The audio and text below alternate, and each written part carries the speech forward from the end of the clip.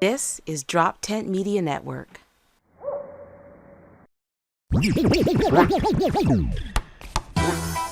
High IQ basketball with Brian Isley and Raymond Byrd. What's going on, bro? I'm gonna go for like a quadruple double. And welcome to a special edition of High IQ. This is Brian Isley, and if you're familiar with my work over the years, I've been on several podcasts, from Boombox Life to NBA Panel to now High IQ Basketball. But my all-time favorite podcast over the past almost damn near decade of me doing stand-up and podcasting is with my guys, the legendary Vaughn Johnson and Nick Piccone of the Straight Shooters Wrestling Podcast. And I'm honored to have them on my show for the very first time, because I've been on their show I've been on their show so much, I am the third man. That's true. So Vaughn Johnson, Nick Piccone, what's going on, fellas? How y'all doing, man? Chilling, man. Happy to be here. Yeah. Happy to be on High IQ Basketball, man. Thanks for having us. Nick. This is the epitome of basketball pods. So I think we're it is. And now we're like it is crossing with wrestling. Like this is years in the making. So I'm pumped. We get to follow up Scoop Jackson. That's dope, man. Like, man, that's a wild follow, but Scoop Jackson to us. But like, we're here. You know, man, you in the media just like y'all in the media just like Scoop, man. That's true. That's true. Shout out to Scoop Jackson, though. Yeah, definitely. That was dope episode. Check that out whenever y'all get the chance. Man, it's great to have you guys on. Like I said, it's been years of us podcasting. You guys on how many episodes of Straight Shooters now? We just recorded episode 389 yesterday as we record this. 389. 389. I'm gonna ask Vaughn first, and then I'm gonna get to Nick. How has it been podcasting over this past decade? Your Straight Shooters, your brand, the various networks you guys have been on. What's been the journey like? It's been a lot, man. It's been like it's a creative outlet. I think that's first and foremost what we both use it for. It's not like for us to talk about wrestling and just two guys to just talk about wrestling. It's an outlet to express ourselves. I mean, we've talked about some personal things on the podcast, especially throughout the pandemic, and you know how that was, and we talked to each other and cope with each other about how things were going during that time. But yeah, I think for me at least, it's a creative outlet to just talk about pro wrestling and just have fun with the thing that we have grown up watching and love to talk about. I don't have wrestling conversations all the time. You know what I'm saying? You don't just have those conversations in everyday life with, throughout your workplace or, even in your friend groups. I don't have in-depth wrestling conversations all the time, but I know for the most part, I'm going to have these conversations with Nick Piccone, my main man, Pots and Pans. So, and I get to, express myself and my wrestling opinions during that time. Yeah. And, we knew each other before we started the podcast a little bit, being in, wrestling media. I started writing for Philly Voice for a few months. Vaughn was at the Inquirer for a few years at that point, I believe. And then we started the podcast, and then we kind of like grew our friendship from that. Like we've been friends since then. We discuss things other than wrestling as well, but also, we kind of like go through topics before the podcast, like week to week. And we're just like, we'll hit on this, hit on that. And then like that's just it. So there's like bullet points. We never have like a set thing. And then we started doing the deep dives during the pandemic, because it was kind of like, what is there to talk about? The current product not in front of fans is kind of like, what are we really going to talk about? So talking about the things that grew us into fandom, made us bigger fans, and then being able to live through this era with AEW coming on the scene, WWE creative finally getting in line and having better shows. It makes it more fun also to do the podcast now than say, like, it was a lot of fun when we started it. There were some years where it's like, man, what are we going to talk about? And Yeah. that was tough, but we went through it and we did it. And so now we kind of like, yeah, like it doesn't have to always be wrestling centric. Like we'll talk about Philly sports for a good 20, 30 minutes before we even get into wrestling. And that's just kind of how it is. And you lead off the show with stuff that's non-wrestling related. And I got to say, I stole that. I stole that. The last segment of my show is called the OT, and it's off topic, you know, and I took that from you guys.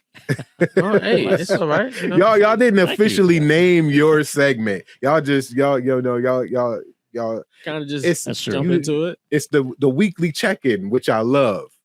I love that you guys are like you say, you guys are friends outside of the pod. You've been friends before the pod, and y'all usually start your show with you got to check in with your main man Pots and Pans, see how he's doing. So by all means, Vaughn, do your weekly check-in with your main man Pots and Pans. Oh yeah, what's up, Nick? How you doing, my good brother? Let me do my weekly check-in with my main man Pots and Pans. It's a little chillier today than it was yesterday, which is nice. It was. It's way too warm for March at this point. For those who don't know, we used to talk about the weather sometimes too. It's a lot.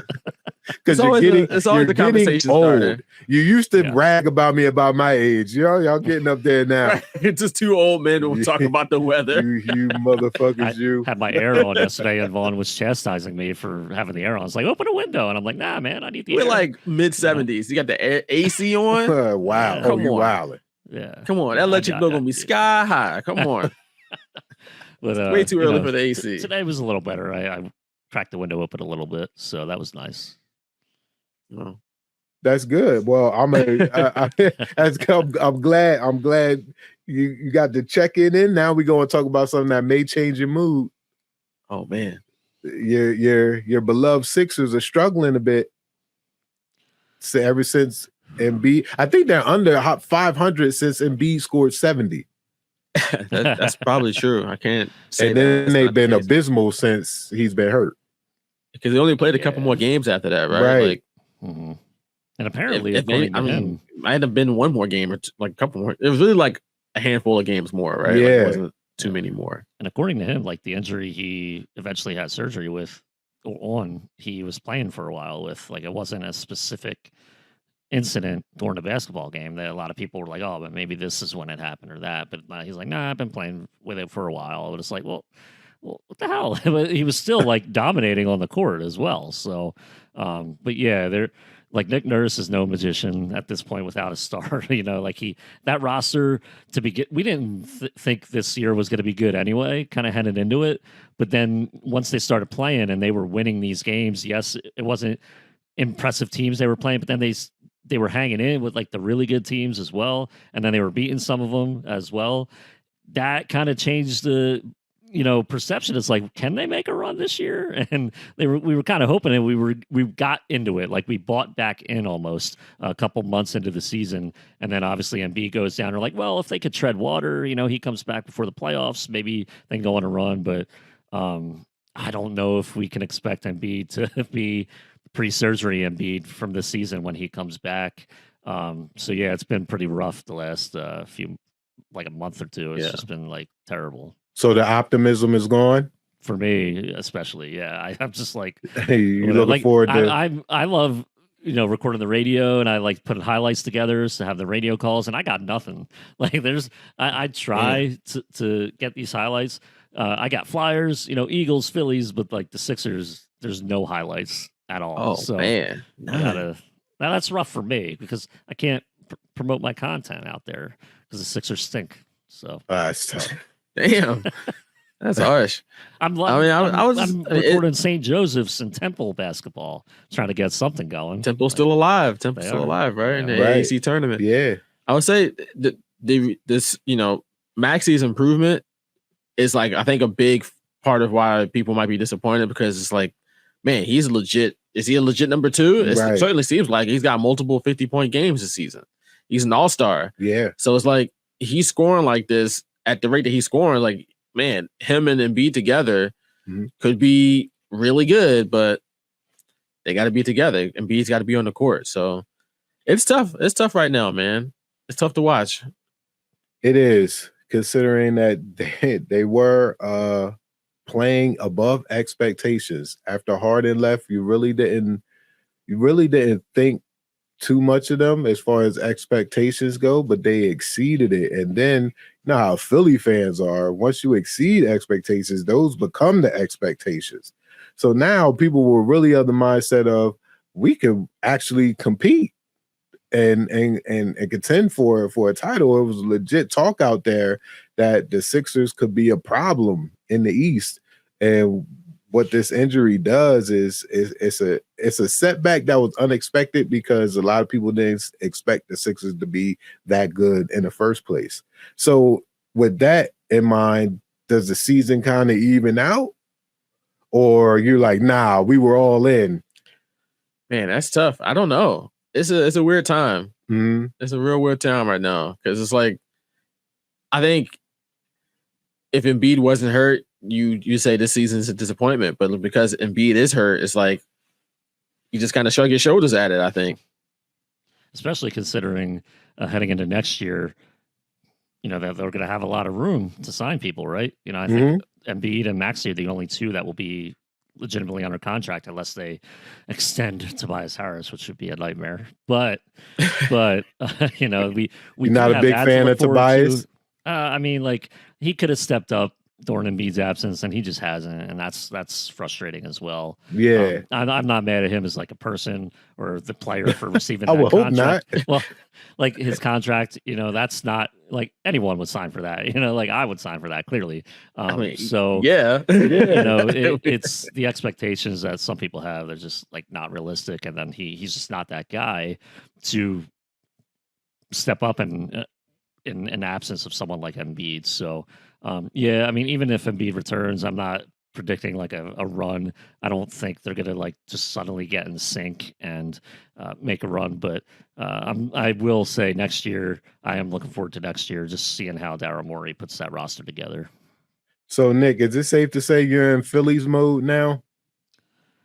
Yeah, probably opening day. Like I enjoy spring training and I enjoy you know, when it's on the radio. But I feel like this specific season, there hasn't been as many spring training games like on TV that there used to be. So it's like, okay, like and plus a lot of it is when I'm at work anyway and I can't watch it. So yeah, I'll get there, you know, in April.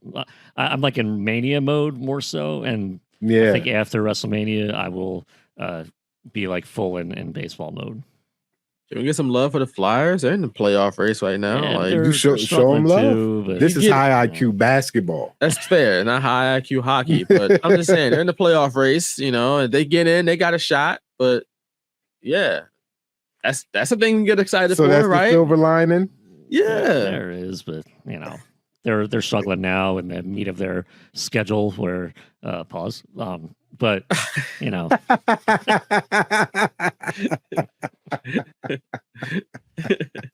this is what people. This is the schedule where they said, "Oh, this is going to be, you know, what are the Flyers made of?" type thing, and they're not made of much right now. So. my God, Nick is cooking the Flyers. Right, And the right. Sixers. Go Union. wait till June. He gonna be cooking the Phillies too. Oh, yeah. Yes, I'll be cooking in late April. You listen to the podcast. You know how early. I remember I was like, Phillies. Nick, it is May. Take it easy, brother. Calm your ass down. He's like, nah, I'm sick of them. Then they went to Game 7 of the NLCS. They are at home. unserious. We were telling. This is the same thing that happened. Like you gotta chill. He was like, no, Take it easy, brother.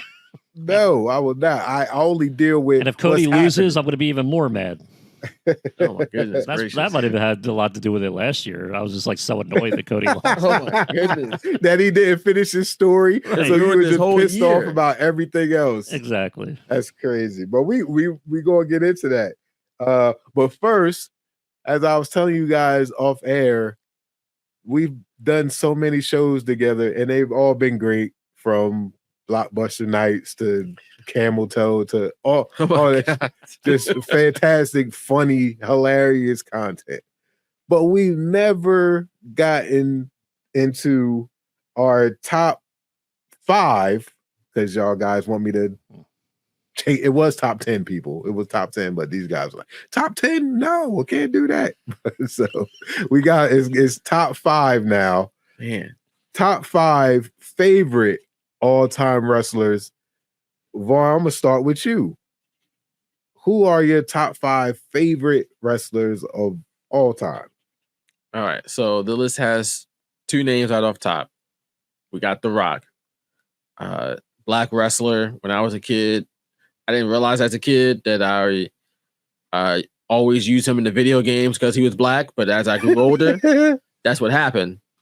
And he was the coolest wrestler. So The Rock has to be on my list. I would say Stone Cold Steve Austin has to be on my list. And then I would go number 3 is Bret Hart. Some of my favorite matches of all time involve Bret Hart, so he has to be on the list. Ooh, 4 and 5. That's a tough one. I'm gonna go Bryan Danielson. Wow. I think he belongs in my top 5. Man, 5. That's Speak on Bryan Danielson for a bit. I think he had, for one, his in-ring ability isn't like untouchable. Like, cannot be questioned for what he can do in the ring. All right. And then he had the star power too. He, that was cut short a little bit due to injuries. Mm-hmm. But WrestleMania 30, we all remember that he was the guy for WWE at that point. He's a top babyface, and people were thinking that he was going to pretty much supplant John Cena as number 1 babyface. Did not happen because, again, injuries. But so he had the best of both worlds, in my opinion. Okay. So I got to put him in that category. And he's also had some incredible matches with people that he just put over, like Kofi Kingston or people in AEW that time and time again that he's made look great. Eddie Kingston is the most recent beneficiary of that. So Bryan Danielson has to be in there. What was that? Was that that's 3 4? That's 4. So we need one more. I'll throw in Shawn Michaels. I think some of his matches obviously are incredible. But I feel like I can probably think of another person that could replace him, but I'll say Shawn Michaels. And that's right why now. I initially said 10.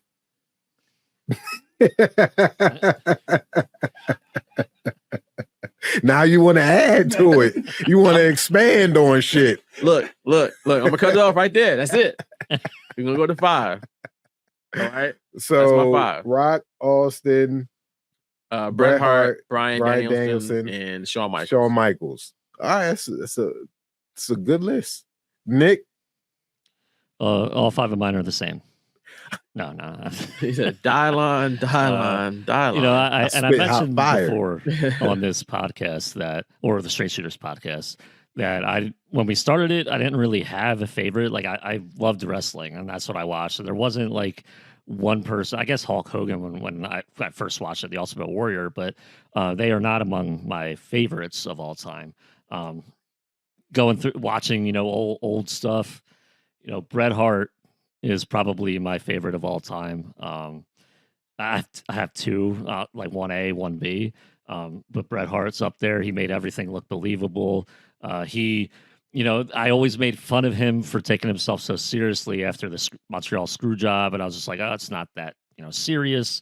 Like he's so egotistical, but then you kind of like, you listen to him talk and like, he wanted it to make it look as real as possible for the fan. Like he wanted the fan to believe in what he was doing. And I started to have a tremendous amount of respect for that because, he had that in him and he protected his opponents, like he didn't have a reputation of injuring anyone. You watch some of those matches that you feel like, oh my God, like he really hurt that guy, but he'll explain to you like, no, I did this. And if you watch it back, you'll see that I had, that an example is the steel cage match against Owen Hart at SummerSlam 94. He did like the superplex off the top rope. And, that was like a crazy spot for that time period, especially in a cage. And the way he just protected his brother, it's not just because he was brother. He would have protected anybody like that. So there's a reason why he holds a grudge against Bill Goldberg for prematurely ending his career. And I think that's why you like him. I think that's why, because he just shits on everybody, especially like, Goldberg. He has nothing to gain from it, right? Or nothing to lose, maybe as well. Like he's just like, listen, I want my legacy. That's why he came back to WWE. Like, honor my legacy, and then that's it. Like, I'm good. And that's exactly what happened. You know, like went in the Hall of Fame. You got a DVD. You know, him and Vince buried the hatchet, and then he's like, I'm good. And now he's, you know, talking like morally. It's not like, you know, I respect Vince as a father figure, but then he's like, of what dropped, you know, a month ago with the lawsuit. He's like, oh, he's a, you know, I'm never gonna respect him. You know, I'm never. He called him a weirdo. So he's, you know, he's probably the most real wrestler that we've seen, really, post career as well, like based on what he says and everything. So it makes me feel good to put him as my favorite of all time, and also Randy Savage is right there. You know, I never appreciated him while I was a kid watching him. Like I thought I didn't want to say he was weird, but it was just like, why'd he talk like that? Like he does all like the pomp and circumstance, like the outfits and stuff. I thought it was too much. You know, I'm like, why can't you just be like Hulk Hogan, wear like tights like that? You know, why you got to be all like with the hat and glasses and everything? But yeah, like he was like the same as Brett. You know, he wanted everything to be as real as possible, and also didn't really injure people during matches. Like he didn't have like a reputation of being careless. So, and he was so entertaining. You know, his character was just so entertaining, and he had a rebirth in WCW when, you know, Vince thought he had nothing left and put him on commentary. Then he had that Madness character in WCW that was just like a second career for him. That I actually liked that better than his WWF work until I got older, and then I watched more of his WWF work in the late 80s, early 90s. So, and he's actually involved in my favorite WrestleMania match of all time, the WrestleMania 7 with the Ultimate Warrior. That is my favorite match of all time. I'm sure it's going to be on Vaughn's list of top WrestleMania matches of all time at Wrestle Junkie. So, yeah, Randy Savage and Bret Hart are my 1A, 1B. I will put Stone Cold Steve Austin on my list just because he not created the boom period, but he was like the centerpiece of it in 1998, where all my, you know, classmates that got into wrestling because of him. And I was the only one that liked wrestling, you know, back in grade school, and everyone thought I was weird for it. Right. But then all of a sudden it became popular with Stone Cold Steve Austin and The Rock. And now people wanted to talk to me about wrestling. I thought that was really cool.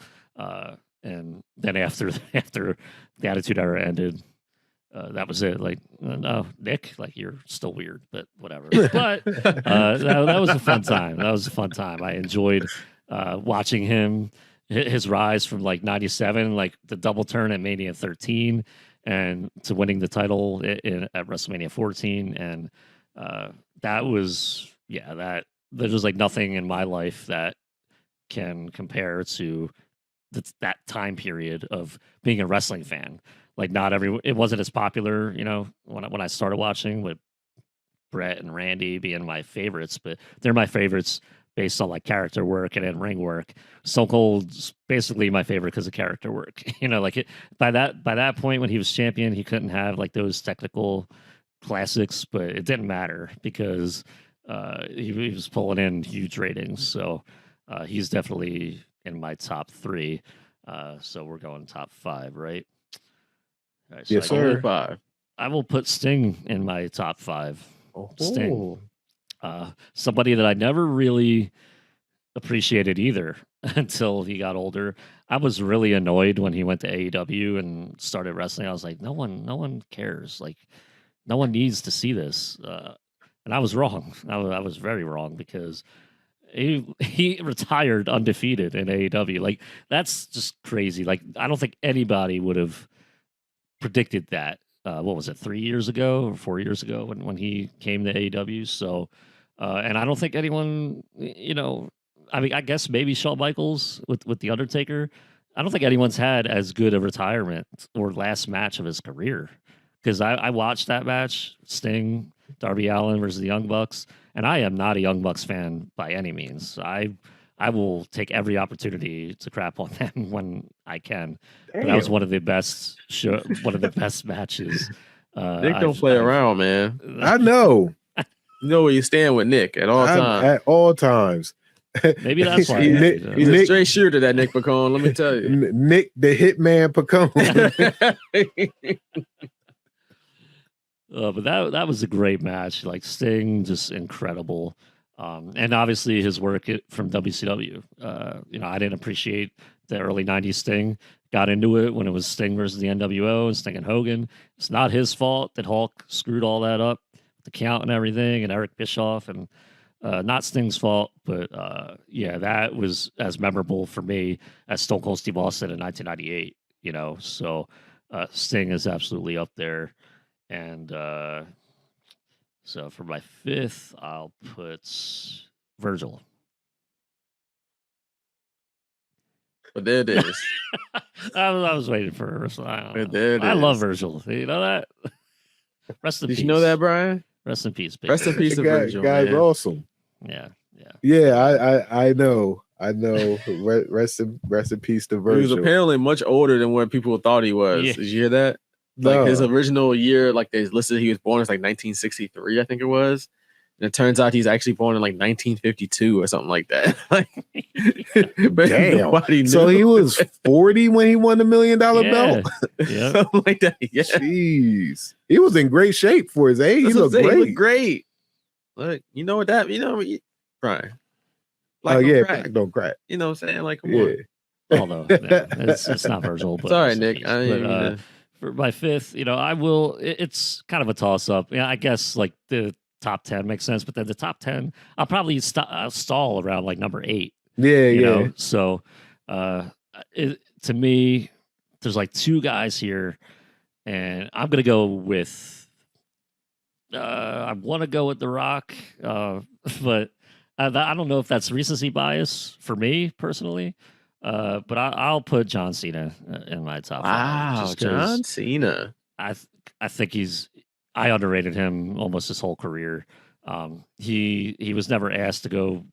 He didn't need to go put in Mac Classics or anything like that. But like as his career got longer, he started doing that with guys like Kevin Owens, AJ Styles, and that's when that respect came, and I was like, man, I was probably really stupid for looking at being a mark back then and just being like, we hate Cena or Cena sucks and stuff like that. In like 2005, 2006, he carried that company for a longer time than guys like Hulk Hogan did, and Austin and The Rock. So to me, I guess that earns him in my top 5 for that reason. Okay. Yeah, I don't know, right? All right. Well, my top 5 is as follows. Number 1, y'all both know Bret the Hitman Hart is my all-time favorite guy. Not just because he's the best there is, the best there was, and the best there ever will be, the excellence of execution. He also is the most authentic, pull no punches wrestler in the history of the business. You ask him about somebody, he's going to give you a 100% unfiltered, honest answer. Every single time. Consistent. Hilarious shit I've heard. And that's when he's at his funniest. When he's being dead serious about another wrestler. It's just hilarious. It's some of the funniest stuff I've seen. But he's dope. He's just to me personally, just the best technician in the ring. Like you said, Nick, he makes everything believable. That was at the forefront of his of what he wanted to do as a performer, is to make sure that everything was as believable as possible. He was a great worker in the ring, a prolific worker in the ring. He was always working.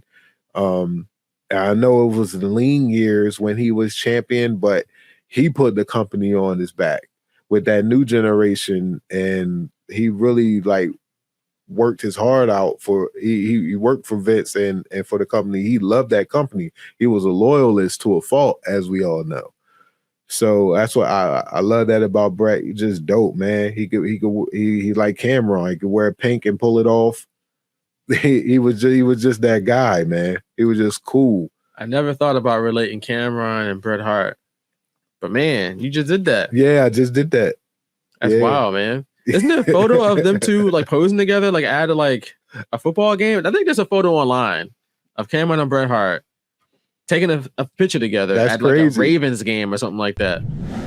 This is halftime, and halftime is sponsored by If You Know, You Know Trivia Games. This is a trivia game created by a great friend of mine and friend to the show, Saquon Gillette. If You Know, You Know is a 90s to 2020s hip-hop and R&B trivia game. Is created by Saquon Gillette. As I said, it's Star Corner Production, Star Corner Games, and it's the game you never knew you needed. Guaranteed to have you singing, dancing, laughing, and reminiscing. You'll probably learn something too in the most fun way ever. It's for ages 13 and up, because you know with hip-hop we have explicit lyrics. But yeah, if you know, you know trivia game. Get it on Amazon and wherever games are sold. That is our halftime sponsor. That's crazy if that. I feel like that's true. that's a case. I don't know if we can look that up, but I feel like that's a thing out there. But I could be wrong. But I feel like that's a thing. Yeah, number two. Yeah, number two for me is Mr. Perfect, Kurt Hennig. Mm-hmm. Another great worker in the ring, just one of the best to ever do it. And I was just like, man, once I saw those vignettes, the perfect vignettes where he threw the touchdown pass to himself, he was bowling 300 games, perfect dives in the pool and all that shit, man. I was hooked. Throwing touchdown passes to himself. Crazy stuff. Great, not no throw it, deflection, you catch it and run. No, I'm gonna throw this bomb and I'm gonna run down to the other end of the field and catch it. Straight, like fly route, right after he let go. He just he paused and looked at and then he ran. That shit was wild. I was all in at that point. He's the GOAT. Why? Wait a second. Why is he wrestling? Why isn't he playing football? There it is. There's that photo. Yeah. At a Ravens, like Bret Hart, a Ravens jersey with Cameron. They bonded over pink. I'm pretty sure. There's a picture with Bret Hart in his prime, chilling with Salt and Pepper, and they rubbing all over it. That's not a picture. That's a video. That's part a video of like there. Rubbing on his chest. The WrestleMania 11 like intro, right? Nick, I know you know, Nick. That's 95. It's 95. That's your wheelhouse. Absolutely, yeah. That is your wheelhouse. 95. You can't tell Nick shit about 1995. You know. You sit there like Owen Hart's jealous. But yeah, Mr. Perfect, and then I gotta go number 3, Tito Santana. Hey yo, man, that's like my Virgil. Come on. It is. That's why I said it. That's why I said it. Nah. Shout out to Tito Santana. Shout out to Tito Santana. Which Tito? One? It's Tito. Tito. Yeah, if we're going to do Tito Santana, it's got to be at least Tito. It can't do El Matador. Come on, man. You got to at least give him his name. Like, it can't be El Matador. No, it's Tito. But number 3 for real is CM Punk. Okay. Yeah. Love CM Punk, man. Like, he's the one that brought me back to wrestling. There was a period where I stopped watching altogether, and then I'm like, who is this guy? So he brought me back in. So that right there got ton of love for CM Punk. I think he's one of the best. You know, he's injury prone. Like, damn, are you CM Punk or AD Punk? What's going on out here? Man, look, it's tough right now, right? Anthony Davis Punk. and this has been going back to AEW, obviously. Right. That's what I'm like. Obviously, I think we got a CM Punk Drew McIntyre feud ahead of us once he comes back. But like CM Punk has to stay healthy. Like he had one match and got hurt, or I guess a couple matches. He did have some non-televised matches before the Royal Rumble, but one televised match, and that was it. Right. So hopefully he can stay healthy and see this feud through. But no, you're fine. It's a great point. Number 4 is I'm surprised neither one of you guys mentioned him, but the Nature Boy, Ric Flair. I mean, he's number one. First off, he's one of the funniest wrestlers of all time. Arguably the best on the mic all time. He lost the title 15 times. Come on. to win it 16 times. What the hell you talking? Yeah. 16 and 15 in world title match. Yeah. That's right. That's GOAT status to me. It's GOAT status to me. Ric Flair was just cool, man. Ric Flair was the embodiment of cool back then. You know, like I watched those promos that pop up on people's feeds and on YouTube and on Facebook and all that stuff, and people look at them as like, oh, this is a cool retro throwback thing. I seen that shit in real time. So the coolness factor back then was real. That dude was really cool. And then to find out he was spending all his own bread to make that shit happen. All of it too. Every last dime. I'm spending my bread to get the rollie so I can talk about having a rollie. That is rapper shit. He was a rapper for real. Like he all that swag and all that stuff you see today in hip hop. Yo, Ric Flair was a huge part of that. He just part of the culture as far as I'm concerned. And dude never cut a bad promo, man. Never. He was just hilarious. And he's got some of the best of all time. I can't even count how many all-time great promos he's got. And you know, that guy, he takes pride in, I could go an hour with anybody. He was great in the ring as well. So what's that number? That's 4. That's 4 from. I thought that was 5. I thought that was it wasn't. It wasn't 5. But the Rock. Okay. Yeah. Because The Rock is the funniest person ever. The Rock cuts the funny. Just last night, I hated the promo. You can't say that. As a whole, I hated the promo because it was 23 minutes. Like, come on, man. You're running the light. But you can't sit there and say he's the funniest. Like, 9 minutes into the show, so it was a little shorter. You running? Yeah, it's a 2-hour show. You took 25% of it. It's fine. People loved it. You're promoting, but the way he shot at John Morant for no reason was hilarious. That's the backhanded, hysterical. Backhanded swat at the Memphis crowd. He acts like he loves them, and then he's like, "Well, I'm gonna get you here. I'm gonna get you. I'm gonna build you up to break you down." But they was with it though. And then he even apologized to John Morant after. Like, he's such a good guy. Apparently, I'm sorry, John. Like, John. Yeah, no, he ain't apologized because he was nice. He was scared he was gonna pull that blicky on him. That's why he apologized. Please let me get out of Memphis. get out of here for Yo Gotti and everybody pull up. I'm cool. You don't want that blicky action. But yeah, the Rock, man, just you know what? I got a 5B. Kurt Angle, especially when he was in Perk Angle mode. Oh my God. Perk Angle is God level, man. Bro. Look, that's crazy how we like kind of like make fun of that time period in his life. It's a sad time in his life. But 06 Kurt Angle was the guy for me. Okay. That's my favorite Kurt Angle. Wrestling Machine Kurt Angle was my favorite. I'm sorry. I love the 3 eyes and and like the Team Angle era of Kurt Angle too.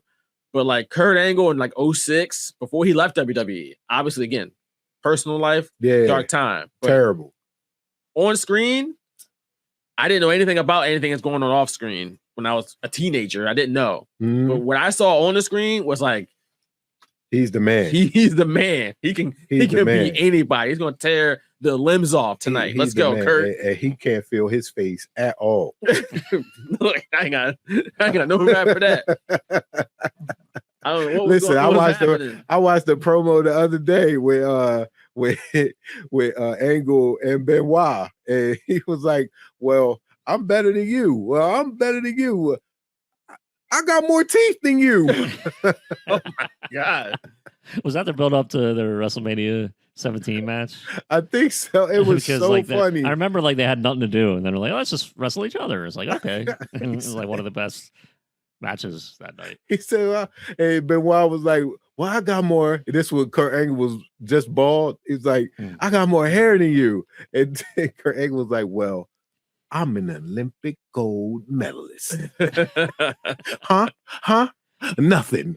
I mean, what can you say? It's that. Exactly.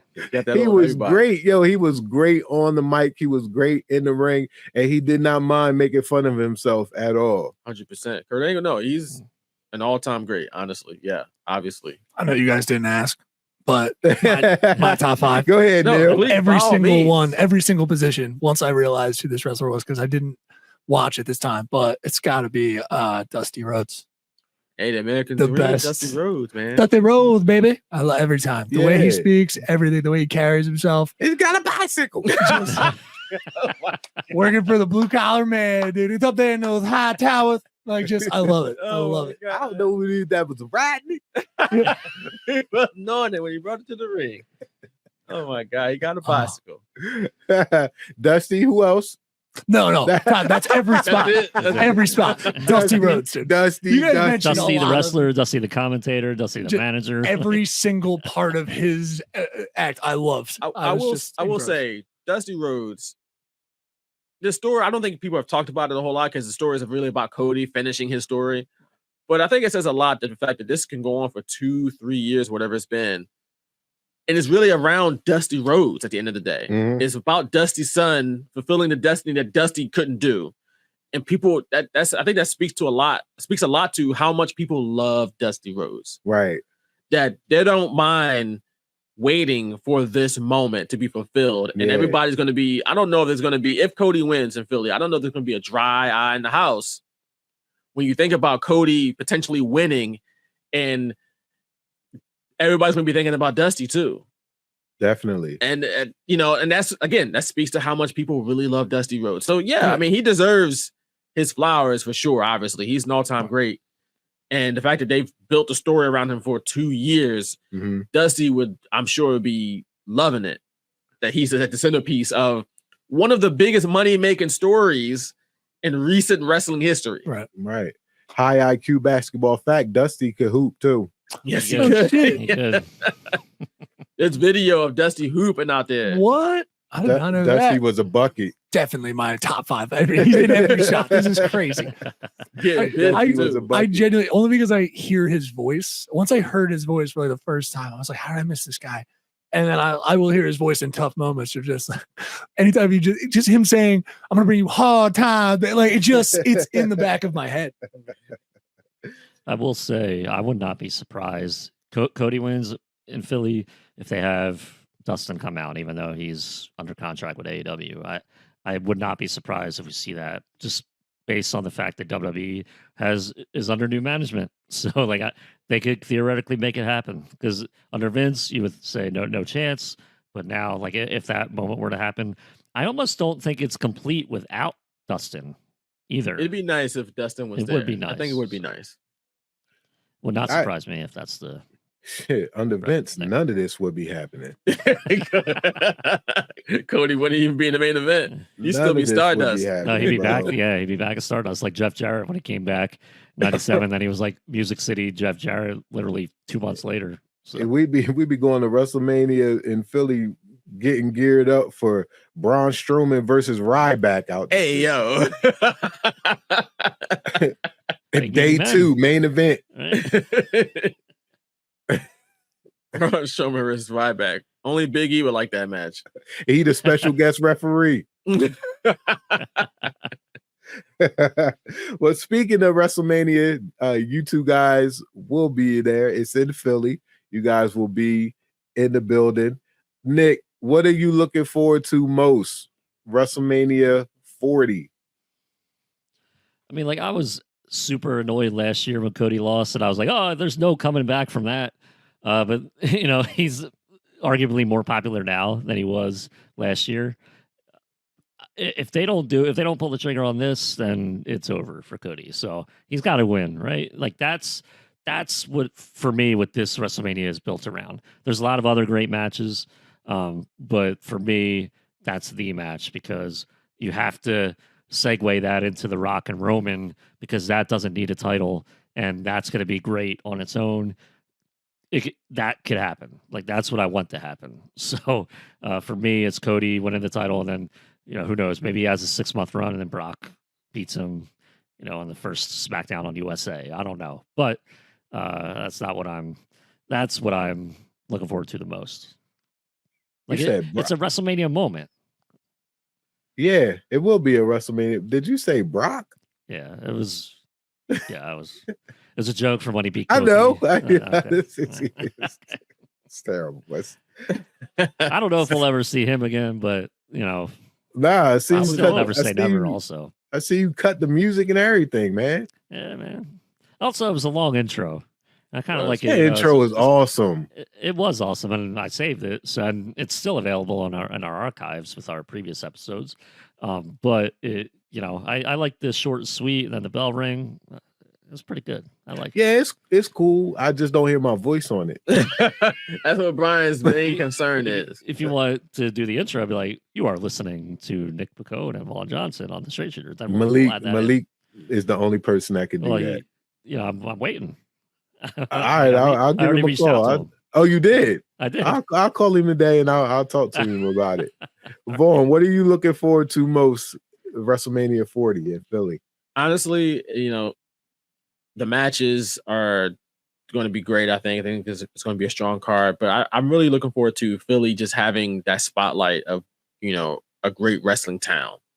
I think Philly has been known to be a good wrestling town, but no, it's a great wrestling town. It's a town that's capable of hosting a WrestleMania, and a town that's capable of hosting a fun WrestleMania, not just for as far as the show itself, but the things that are happening around WrestleMania. And there's plenty of places for people to go and have fun at and stuff like that. So I'm looking forward to Philly having that week in the spotlight and being the center of the wrestling universe for at least a couple of days. Yeah.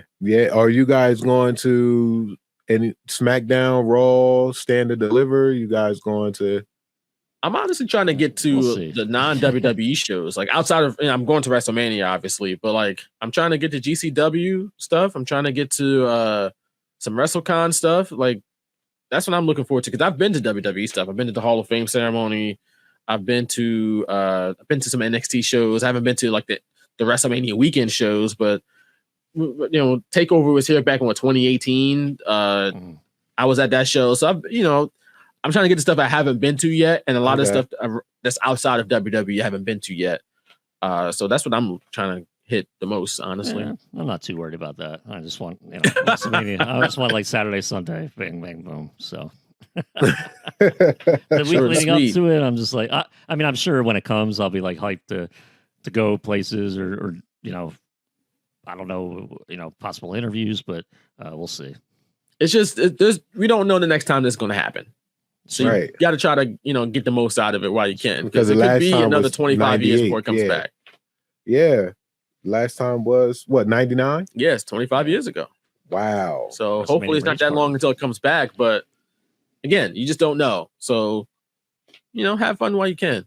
Yeah, absolutely. Ain't nobody trying to wait another quarter century for y'all to come back. So exactly, we gotta do it up now. All right, I text you guys. I text you, Nick, and I text you, Vaughn, about the Rock's promo last night. I ain't like it. Cause I'm jealous. Yeah, I'm gonna keep it a buck. I was jealous. I'm a comedian. Neil's a comedian.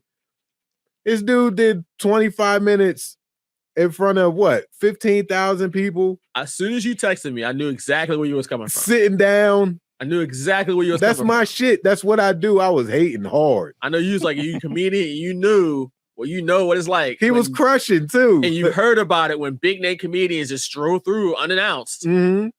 And they take 90 to 120 minutes and somebody's getting bumped off. Somebody's getting bumped off. Yeah. And that sucks. And I knew exactly where you're coming from. At least The Rock was announced. They did announce The Rock. Yeah. And when he's doing the concert, he's going to take some time. He took wild time. Dude, I know you guys have like inside information sometimes, dude. Did any segment, any match get bumped last night? Hear anything. I didn't hear anything at this point, at least as of this recording. But Wouldn't surprise me. I don't think anything's been reported. I don't think that's all. I think they budgeted for it this time. It wasn't like honestly like Triple H was like, we know what you're gonna do. Go exactly. ahead. So Go ahead. instead of bumping somebody off the show, let's just carve out this time, and we're gonna have a smaller amount of matches this week because The Rock is gonna do his thing. And at the end of the day, let The Rock do his thing. He's gonna potentially sell tickets. I mean, a lot of tickets are sold already, obviously, but like, or just bring more attention to your show. He's not gonna probably be there every single week. Yeah, he's been there multiple weeks in a row, but they might not have him next week. I don't know what the schedule is. They haven't advertised him yet for the 22nd or 29th. So, but well, there you go. Advertised So Roman and Cody face it off. So there you go. So while you got him, get the most out of it. Yeah, I understand that. I was just saying, I like the promo. I was just a little jealous. That's all. I felt you though. I felt you. I knew exactly. I knew exactly where he was coming from. It's like you coming from a comedian standpoint where I've heard about it, and I listen to some podcasts here and there where comedians talk about Chris Rock showed up and he did 2 hours. Now so can't go. Look how much fun he's having. He's having a blast, bro. Loving it right now. Look at him. He's just crushing it. The branding is crazy. Like how can you not want it? And he was good. It wasn't like he took 20 plus minutes and was bad. Right. If it's good, then it's like, all right, man. Can't hate on it, but I did anyway. You found a way. I found a way. When there's a will, there's a way. Comedians are great at hating. If you didn't know, we are the best haters in the world. That's part of the business. Well, the shot he took at Morant, I thought it was just so funny. Out of left field. Johnson at home, like what? Yeah. I'm waiting for the punchline, and then it came. So it's like, there it is. There it is, right? Because I didn't think it'd be that though. He buttered up Memphis so much in the beginning. He said I love you like 4 or 5 times to individuals in the crowd. It's like one of his homes. He started his wrestling career in Memphis, I believe, back in the day. Right. So it was he did finally The Rock is back home. He did that thing. I was like, wow, I thought you only did that. I thought you only did that in Miami. No, he feel like Memphis is another home. I guess you could say. I mean, another home is he'll do the same thing. Lehigh Valley. He graduated from high school in Lehigh Valley. Mm-hmm. But no, Memphis is another one too. Damn, my guy was moving. He was moving around, wasn't he? The Rock gets around. That's crazy. But all right. You said you're gonna be mad if it doesn't happen. I don't know what you feel, but does Cody finish his story? Yes, because there's a lot of different things this year with The Rock involved and stuff like that. But I also said that a Rock and Roman match this year wouldn't. I guess it depends on The Rock. Wouldn't move the needle for me if with only a 3-month build. But I guess with The Rock involved, he's already shown that. With the mic, he could properly build anything, given the amount of time, like any amount of time. So a 3-month build might not have been the worst thing with the Rock and Roman thing, but I'd still think that story needs time to play out. They're aligned now. The Rock and Roman match down the road should be, the biggest match. It will be. The way you start that is obviously for Cody to finish the story and then tell that. Like, also the moment for Cody, it doesn't really overshadow him. You give him that moment. He's as popular as ever. He's one of the biggest, most popular wrestlers merchandise-wise as well. So, strike while the iron's hot because you can't put it off for another year, right? And you can't have it at another place than WrestleMania. So, based on how they've told the story. So, he's got to. I agree. I think Cody's got to win. They teased it last year. I thought it was going to happen last year. I think a lot of people thought it was going to happen last year. Mm-hmm. It did not. I don't think you changed what we were supposed to get at WrestleMania, which is apparently The Rock versus Roman Reigns. I don't think you changed that and put Cody in that spot just to beat him again. That'd be wild. So they know what everybody wants. Maybe they do a dusty finish and Cody loses, but then you can't do a dusty finish. The second referee comes down. There can't be a dusty finish. You can't have Roman Reigns lose this title in any sort of controversial way. Clean as a sheet. He loses the title to Cody Rhodes. That's how the story ends. Whatever you do with The Rock and Roman Reigns after that, that's their business. But Cody Rhodes finishes the story and he wins the WWE Undisputed Universal Championship. I forget the name of it now because there's so many words in the name of the title. Only word that's not in is world. Right. Undisputed and Universal. Yeah. Whatever. I don't get it. How is it undisputed when Seth Rollins is the world champion? Exactly.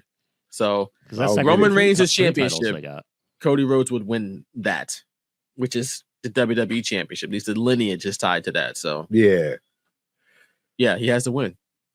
I don't think he wins. Whoa. Okay. Wow. So you thinking that people in Philly just going to riot after the show? Yeah. What you thinking? That's exactly what I'm thinking. Because people are going to be upset. They're going to be super upset. And it's in Philly, so it's going to be bad. But I don't see it happening. I see WWE throwing a curveball. I see Triple H laughing at the press conference. I see I don't see it happening, man. You figure, all right, what was the initial setup before CM Punk got hurt? I think that it was going to be CM Punk and Seth Rollins for the world title. It was going to be CM Punk and Seth Rollins for the world title. And that's what we thought the plan was. There's obviously nothing confirmed, but that's the way it looked like it was going. And then he got hurt, so everything became topsy-turvy. That they initially wanted Cody and Seth for the world title. They wanted The Rock and Roman Reigns for the WWE title. Then the Cody crybabies came out and all that stuff. I mean, that was a whack pivot too. Like, nobody wants Cody to go after Seth's title. Like, that was just ridiculous. If they really thought that people would buy that, like, what I'm saying is, but my point to that is that, all right, they already pivoted him this way to go for the world title. That means they don't have any intentions of putting the universal title on him. I don't know what they were thinking. I can't. Like, they had Cody win the Rumble. Should not have changed this much, but it did. It did. Cody wins the Rumble and looks right at Roman Reigns and goes, "I want you," pretty much, like pointed at him, and Roman Reigns is talking back to him from the suite. Mm-hmm. So it looked like clear as day. That's where he was going. It would make perfect sense. That's where he would go. It wouldn't have made sense otherwise. So I feel like maybe there were some last minute decisions that were made that caused some pivots, and maybe they hedged their bets by having Cody winning the Rumble just in case The Rock maybe didn't commit. Mm-hmm. Then he did, and then it's like, oh, well, we gotta put him in here. And then people was like, no, we don't want that at all, and they switched again. Like, things be happening. And the messed up part now is The Rock turned heel. Now everybody love him again. Yeah, I mean, that could be by design as well. Because in that Roman and Rock story, to me, I set it up all on the straight shooters. I was like, it'd be great if Roman winds up being the babyface in this and The Rock the heel. And when Roman finally beats The Rock, like, he's the babyface and the legit head of the table as a babyface. But I could see, like, Roman getting annoyed with The Rock having all this attention, and really he kind of followed in his footsteps, especially at the press conference, kind of laid back. And then when he told The Rock to acknowledge him, like, that's planting the seeds. And I think The Rock just did it, like, because he knows he's eventually going to turn on Roman. He's going to be the baby face. Roman's going to stay the heel, and they'll do it that way. I don't know, man. I remember putting the whole, like, conspiracy out there that maybe they're going to turn Roman babyface after all this, and it just doesn't seem like that is something that will happen. I think they could keep The Rock as a heel because he's still an authority figure at the end of the day. That's an easy way to keep The Rock as a villain. And he's talking about making titles disappear. He's going to make Seth Rollins' title disappear or something like that. He can say he did the same thing to Roman Reigns, and Roman Reigns has to fight back against this authority figure. You want to make Roman Reigns a babyface? Have him go against his cousin, who's also the authority figure as a director of the board, on the board of directors for the company. The final boss. The hell is this? Streets of Rage 2? What's going on? I don't think you go around calling yourself the final boss if you're going to turn back babyface in a month. You know what I'm saying? He's the final Like, boss, he not can still just act for like a heel, but people might cheer him anyway. They're gonna- they they're gonna are. cheer him. All right, but that don't Does mean they won't cheer is also he- Roman Reigns too. Like, how is he? What are we saying? Like, is what he's saying what makes his character babyface or heel, or is what the crowd is reacting to make him babyface or heel? I 'Cause guess there are already people saying he's a tweener at this point. I guess I would go by what he's saying, not necessarily the reaction. The reaction is going to be the reaction. Even if The Rock could do the most heinous things, and people are still going to cheer him because he's The Rock. Like, Right. run him over with a truck, run Cody over with a truck. Right, or hit him in the Like back of the Hogan head did. with a hammer or something Bruh. like that, like Hulk Hogan did. Like Bruh. it's just Hogan became a superhero when he did that shit. exactly. Again. That's what I'm saying. So like, he's gonna do his thing, and he's gonna get cheered by some people anyway. And obviously, he's hilarious when he's a heel, but within the framework of a story, that don't mean he still has to be the good guy. He can still be the bad guy. There's people who cheer Roman Reigns right now. They hold up. There's a whole audience of people who hold up the ones every time he comes out. Is he not the villain in every story But he's he's in? telling Yeah. them to acknowledge him, and they're just saying, okay. And everybody does it. You're not going to acknowledge somebody you don't like. they I'm, acknowledge if I'm afraid of them, I will. they acknowledge Dirty Dom. People love Dirty Dom. They just come on. You're not going to do all that if you don't like the guy. He's hilarious. Wedding. That was great. He got People- booed. Wow. People may not want to admit it, but they love Dirty Dom. That's why they boo him so loud. Exactly. Because they love him. Exactly. And the same for Roman Reigns. They all acknowledge him, but yet he's still the bad guy in his story. So I think they could potentially do the same for The Rock. Cody's not winning, guys. That'd be wild. They It's a put him on the bad cover of move. the video game, It bro. would be a bad move. They put him on the cover of the video game. I cannot wait saying. another year. It's 40 too. Like, like 41. Doesn't you have a gotta good do ring it. to it. Like, Yeah, it Cody doesn't- it's finished not the a- story at WrestleMania 40. Finish the story at 40. I like it. Yeah. Oh, Yeah. because it rhymes too. There you go. And it's a nice round number. And there's always those happy endings like every 10 years. We'll skip 20, but 10, 30, 40. You got to do it. Yeah, because 20 was ass. We'll skip 20 for obvious reasons. Yeah. The ending of that, we'll just. Yeah. Sammy I- Guerrero Guerrero that beat was- Kurt Angle. That was good. Exactly. That was a happy ending. John Cena beat the Big Show for the U.S. title. That was the happy ending. It's a happy ending. We ain't got to talk about that shit no more. We can leave it at that. Leave that where it was. Listen, this has been fantastic. I like doing podcasts with you guys, man. Always We're have. pretty nice guys, you know. Yeah. This For an hour at least. it's time for plugs. Nick, we'll start with you.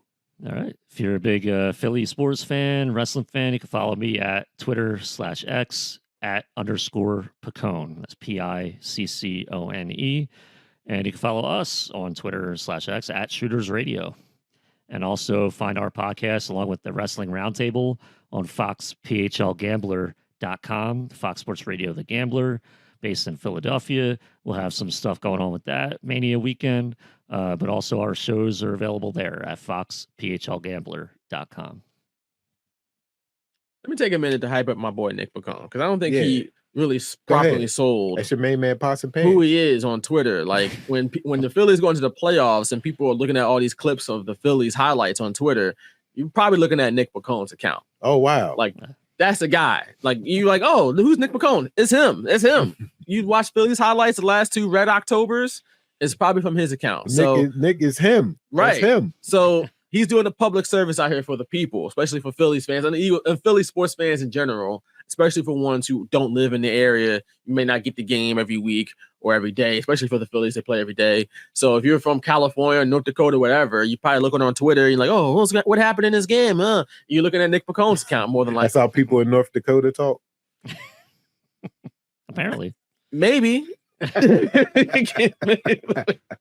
Can't rule it out. There's Phillies fans everywhere, I would assume. I don't know. Yeah. But yeah, so that's Nick Piccone. But me, I'm at Vaughn M. Johnson on Twitter, as I always say. I'm out here. You can find me there or out here in these streets here and there. You can find my writing at wrestlingjunkie.usatoday.com, where I'm going through the top 40 matches in WrestleMania history right now. We just recorded a podcast about that on the Straight Shooters. You can listen to that right now. The first half of that list is out, 40 through 21. I'll release the second half of that list in the coming days after this podcast drops. By the time this drops, it'll probably be released by that point. But that would be the top 20. You'll have that written piece as a nice companion piece for the next episode of the Straight Shooters, where we'll also talk in depth about the top 20 matches, in my opinion, in WrestleMania history. So, Brian, please check it out and let me know your opinions as well. You know I am. Opinions are welcome. Yeah. I think I have the definitive list, but people be disagreeing with stuff sometimes for some reason. But you can check me out there, and you can check us out on Patreon. We do deep dives, and you can make a request for a deep dive. And it don't have to be just a wrestling pay-per-view. We done a lot of those. It could be a wrestling-related movie, wrestling-related TV show. But you go head over to Patreon, patreon.com/shootersradio. Put in your requests. We will fulfill it. And you can make a cameo on the show that we're diving into. So if you want to request, let's just say, I don't know, name a terrible wrestling movie, Suburban Commando with Hulk Hogan. We'll watch it and we'll dive into it. We'll talk about it. We did, what was it? Santa with Muscles already with Hulk Hogan. We did it. Like, real talk, and we'll do it. So if you want us to do something similar, it was a great time, Brian. It's a terrible movie, but a great time talking about it. All right. We'll do it. Again, patreon.com/shootersradio. So check us out, man. We'll be out here. Out here in these streets. Yeah. We'll be out here in these WrestleMania streets in a few weeks. Yes, sir. Yeah. It's been great having you fellas on the High IQ Straight Shooters SWAPCAST mashup collabo. Yeah. Appreciate you guys, man. It's always love, man. And I need to be on the Straight Shooters when you reveal part 2. You do. We can make that happen, We'll do Brian. another SWAPcast. Yeah. Yeah, we could do that. Happen. We could definitely do that because I like to get my opinions in real time. We know you have them. I have a plethora of them. But man, this has been great. It's been so dope. I've been wanting to do this for a while with you guys, and it finally happened at the perfect time because WrestleMania is coming to Philly. So I appreciate you guys. If you've heard my stand-up before, I'm banned from Lincoln Financial, but hopefully I can sneak in. My God, what? Well, I guess Brian will be dead wrong or something. Nah. I'm assuming it's a long story. Long story. We won't have time. But for Vaughn Johnson, Nick Piccone, bringing you the latest and greatest in the world of professional wrestling. For super producer Neil, I am Brian Isley. This has been High IQ Wrestling on Drop Tent Media Network. Y'all have a great day. If you're going to a baby shower and you need a gift, I have the perfect solution for you. Go to Honeybee Cakes on Macari. Honeybee Cakes specializes in affordable diaper cakes. They make the perfect gift for the new addition to the fam. Search Honeybee Cakes on Macari today. Hey everybody, this is Brian Isley, comedian extraordinaire, asking you guys to download Logo, the Isley album, and Uno, the One Take album. I have 3 albums. They're all on Spotify. They're all on iTunes. They're all on Tidal.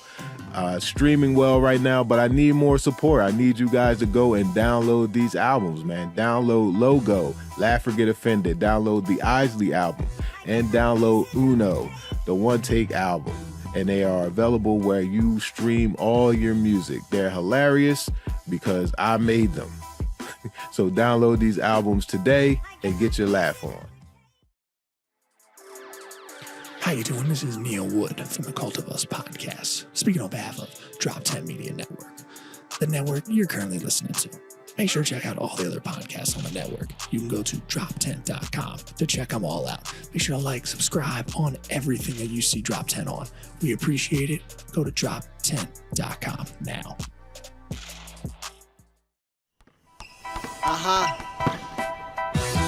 I'ma have to tie up my Nikes for this one. I'ma go for like a quadruple double. I'm playing the game to win, and greatness come from within. The only time you lose if you only never begin. Gotta be like the shoes and just do it The clock is winding down, so now shoot it.